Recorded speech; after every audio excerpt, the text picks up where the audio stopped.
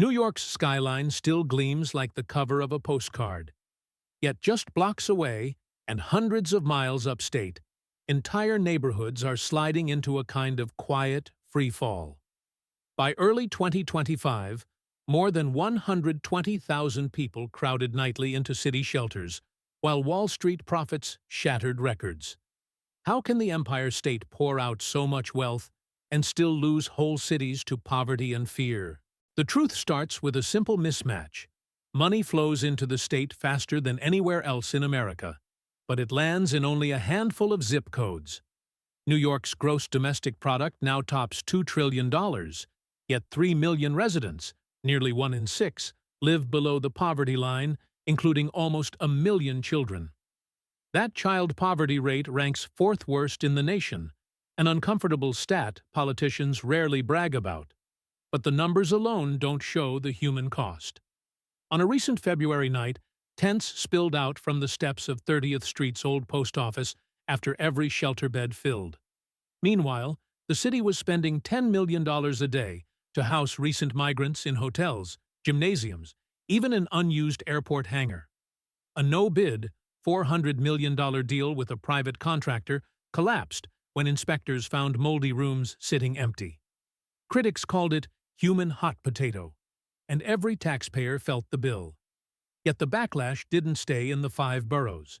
Dozens of upstate counties rushed to court to stop busloads of migrants from moving into vacant motels. A federal judge sided with the counties in May 2025, blocking the transfers and leaving New York City scrambling for space. While officials traded lawsuits, families slept on police station floors, and the pressure cooker kept heating. Downstate headlines talk about crime plummeting, but context matters. Total index crime dipped 4% in 2024. Yes, yet felony assaults in New York City remain 40% higher than in 2019. Car thefts soared across Buffalo and Rochester, even as murders there fell to decade lows. Shoplifting crews hit big-box stores so brazenly that Rochester police warned retailers to lock everything smaller than a microwave. Numbers don't bleed, but people do, and in some towns, statistics already have faces. Take Schenectady, 15 miles from Albany's Marble Dome. Once the proud home of General Electric, it now grapples with a 20% poverty rate and unemployment near 10%. The streets feel emptier than the census suggests. Residents joke that the city's most reliable employer is the bail bond office. Drive another hour south, and Poughkeepsie tells a similar story.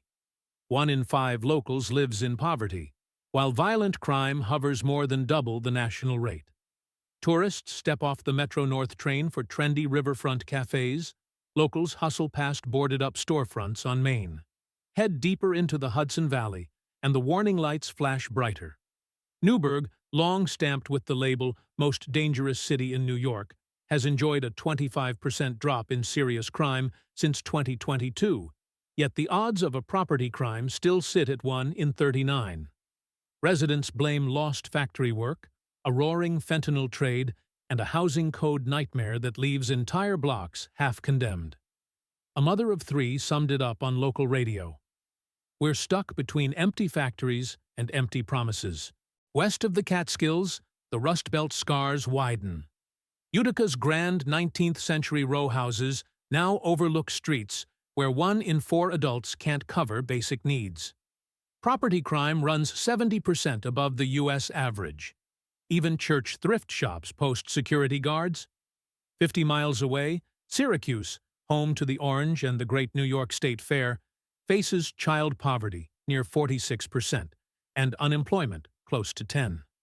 Shootings have dropped from their 2021 peak, but felony assaults have risen as desperate residents target one another over catalytic converters and even bags of groceries. Yet the biggest cautionary tale might be Western New York. Buffalo, the state's second-largest city, cut its homicide count in half since 2021, but that victory masks a harsher reality. Nearly 1 in 4 residents still lives below the poverty line, and property crimes jumped sharply in 2024. Rochester, perched on Lake Ontario, mirrors the trend. Shootings down, break-ins up, and 30% of its citizens scrape by on less than 40 grand a year. Farther south, Jamestown and Binghamton sit at the very bottom of New York's income ladder. Jamestown's median household earnings now hover around $34,000, barely half the national number, and almost 1 in 3 residents struggles with poverty. Binghamton posts the state's highest unemployment at an eye-watering 11+%, while overall crime runs more than double the U.S. average. Local activists warn that entire streets risk turning into economic ghost towns if factories don't return soon. What ties these cities together isn't just the stark data. It's the feeling of being left behind in a place where wealth seems to multiply everywhere else. Wall Street bonuses hit 15-year highs. Broadway's 2024-25 season broke box office records. Hudson Yards keeps sprouting glass towers. Yet the Upstate Amtrak corridor looks eerily frozen in the last recession. Every empty storefront becomes a reminder that prosperity, in New York, can be as local as a lottery ticket. Governor Kathy Hochul's proposed 2025 housing compact aims to upzone suburbs, expand vouchers, and trigger automatic approvals for affordable projects in slow-building towns. Supporters say it's the scalpel New York needs to cut its housing shortage. Critics call it an urban invasion plan. Legislators fought the first version to a standstill last year, but Hochul revived it in January, warning colleagues that inaction guarantees failure. Political insiders predict a summer showdown, one that could decide whether the Empire State bends or breaks under its own contradictions. Beneath the glitter of Times Square, beneath the marble of Albany, there's a quieter New York, one where factory whistles went silent long ago, and an eviction notice feels more permanent than the Statue of Liberty. The state's next chapter hinges on a hard question. Will record-breaking profits finally trickle north and west, or will entire regions keep sliding into obscurity? Investors still bet on the comeback. Families in tent cities can't wait that long. Which story will New York write first? The proud return of its forgotten towns, or the cautionary tale of how even a $2 trillion economy can lose sight of its own people? The answer, for now, is still unfolding, and every New Yorker has a stake in how it ends.